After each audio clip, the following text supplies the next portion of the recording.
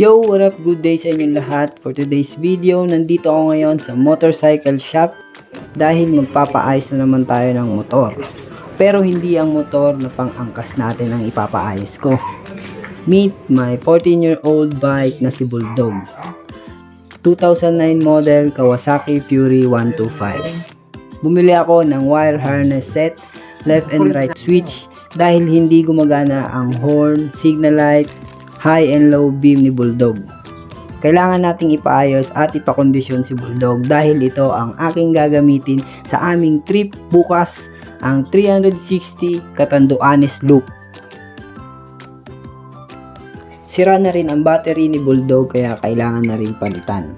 Nagpa-change oil at tune up na rin ako para kondisyon ang makina ni Bulldog at walang maging aberya sa aming biyahe. Nagpalit na rin ako ng bagong gulong para iwas flat at nagdagdag tayo ng mini driving light para hindi tayo mahirapan sa daan kung abutin kami ng gabi sa aming biyahe.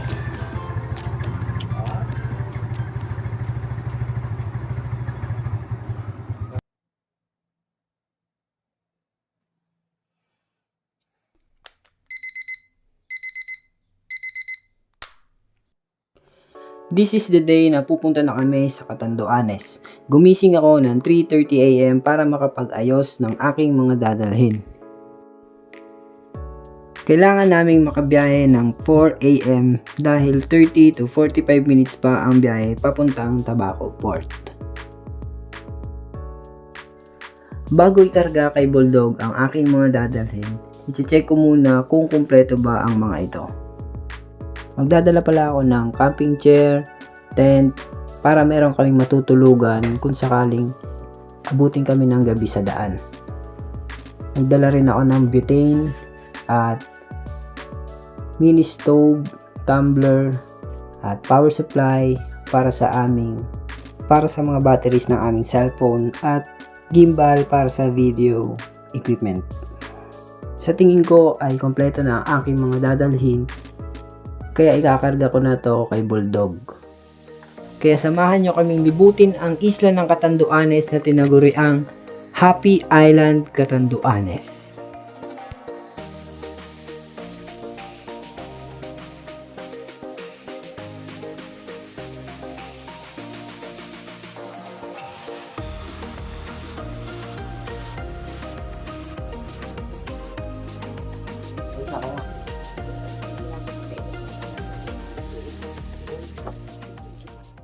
At ayan, kasama ko pala si Pops. 4:30 AM na kami makakalis from Legazpi. Fast forward, nandito na kami sa Tabaco Port at hindi namin naabutan yung pang 6:30 AM na biyahe papuntang San Andres, Catanduanes dahil puno na ng mga sasakyan at hindi na kami pinayagang makasakay. Kaya tambay mode muna kami hanggang 8 AM dahil yun ang second trip papuntang San Andres, Catanduanes. Yo, what up? Nandito na kami sa Tabaco Port. Yan, dapat ang larga namin 6 AM kasi na late kami. Doon dapat kami sasakay. Ano ba 'yon? Yan. Kaso late kami kaya sa 8 AM na kami sasabay. Ito. Yan. Yeah boy, Catanduanes, let's go!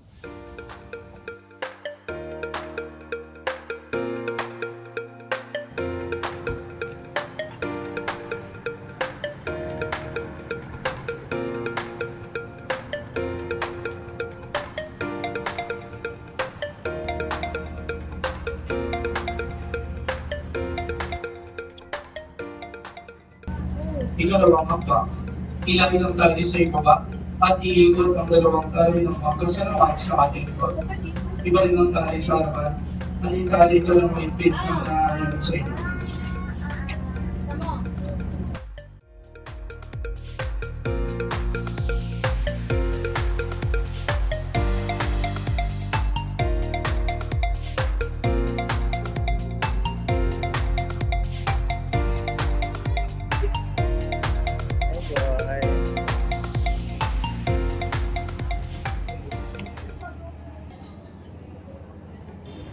So, touchdown na kami sa San Andres, Catanduanes. Tapos lang namin kumain. Si Pops ang tour guide namin ngayon kasi taga rito siya. Anong mission natin ngayon, Pops? First natin, bisita muna tayo sa mga lolo, pinsan ko sa father side, mother side. Tapos 4 p.m., 4:30, punta na tayo ng ng venue sa event sa BTC. Mga ilang oras pa tayo papunta doon, yung papunta sa inyo? Minutes lang, mga 30 minutes. Malapit lang. 30, 20 minutes. Yeah, boy.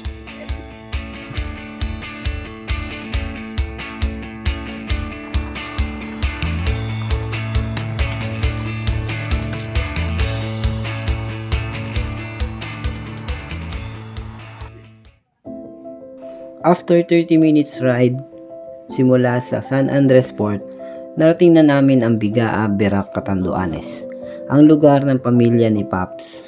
Dito muna kami magpapahinga, magpapalipas ng oras dahil mamaya pa naman ang event ni Paps, na kung saan yun ang unang mission namin sa pagpunta dito sa Catanduanes.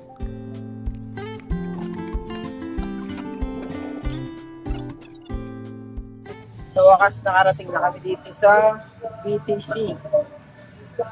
Dito kasi magsusumba si Pops dito sa stage.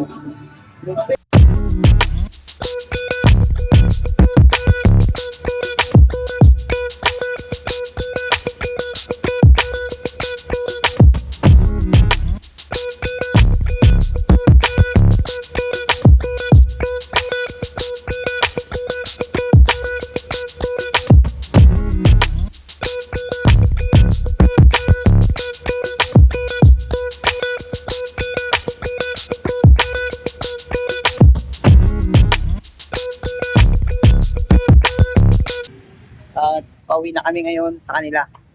Sa kanyang tita. Success! Kumusta? Kamusta? Ang masasabi mo? Ang masasabi mo sa class natin, Vince? All goods. Bang, bang! Artistahan na naman ang X Factor. Check niyo yung Zumba Albay Night Ride. Zumba event ni Pop sa channel niya, J. Saka Paul sa- Noblet. sa page niya. Right, bounce na kami, sobrang ulan. So, day 1, done. See you tomorrow. Peace out.